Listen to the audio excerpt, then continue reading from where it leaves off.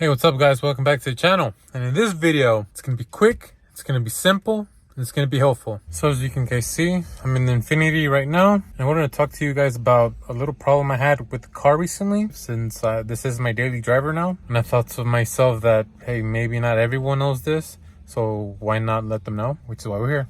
So it started with me coming back from work one day, and I usually get out pretty late nowadays. I was on the freeway, and all of a sudden, I felt this weird sensation while accelerating on the freeway. Then all of a sudden, the check engine popped up. I'm like, ah, crap, that's not good. I was thinking it was nothing, you know? So, I got home, everything was normal. Next day comes around, I turn on the car, and I hear like a slight misfire.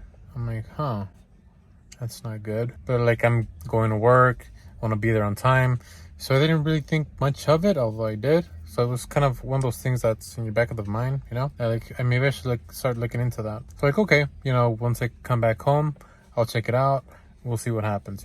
So the work day ends, and I'm pretty much coming back home, and now the car is like struggling, like it's really stumbling and fumbling all over the place. It was just like you can feel the car shake and stuff. Check engine light is on. I'm like, oh shit, something's definitely wrong now. I really have to figure it out. So first thing I do when I get home, pop in the scanner, jam it in to the connector, and yeah, there was a engine misfire code, which was pretty obvious with all the shaking and shit, But, I wanted to pinpoint it to what cylinder was it. Luckily, it was cylinder number 1, which was pretty much the easiest cylinder to get to, thankfully. So, before I started doing a lot more work and buying parts and all that shit, I decided, hey, actually, let me just go show you what I did. So, before buying any parts for this, I decided, okay, if it's misfire, cylinder number 1, which is this one over here, below this one, I'm just not going to take the cover off, so whatever. So, I took this coil pack off and switched it up with number 3. There's 1, 2, 3, 4, 5, 6, okay? There's 1, 3, 5. 2, 4, 6 over there. So I switched out number 1 coil pack with number 3. I literally switched them out. Reset the code and went along my way. Just thinking, okay, if it does pop up again, I know for sure we'll know either if it's gonna stick to number 1 cylinder like it originally was, something else wrong. But if it jumped to number 3, my fingers here. But if it jumped the misfire to cylinder number 1 to number 3, then I know for sure it's the coil pack. So again, like I said, I reset the codes on the OBD2 thing, the scanner, and went along my way. Started driving better after I did that, but it didn't last long. It started fumbling and stumbling again. Came back home, popped in the OBD2 scanner, and lo and behold, cylinder number 3 now had a misfire. Not number 1 anymore. So voila.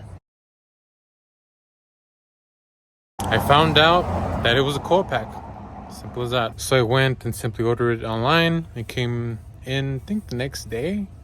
Yeah, I think it was the next day. It was around maybe like $40 or so. I opted out to buy from the original brand. Can't remember the name of it right now, but anyway, I'm pretty sure you guys can find it easily once you Google it. And yeah, after I switched out the coil pack, we Gucci. I'm back in the car because it's way too sunny outside and it's blinding. But anyway, I share with you guys this because, well, for those that do know a little bit about these engines or, that diagnostic thing I did, it's a no-brainer, right? But I know that there's a lot of people out there that don't know their way around a car, or, they would simply just take it to a mechanic shop, which, I understand why, because you don't know. But I do this video simply to save you guys money, save you guys time, because I know it's very inconvenient, especially if it's your only car. Taking it to a shop, leaving it there for a day or two, not having a car. It's real hassle. So I definitely understand that, and this is exactly why I do these types of videos. So hopefully this has been a helpful video for you guys. I know this video has been very short and to the point, but helpful. So with that being said, guys, make sure to follow us on IG. So hit that subscribe button, smash that like button if this video has been helpful for you. Thank you for watching. See you guys next time. Peace.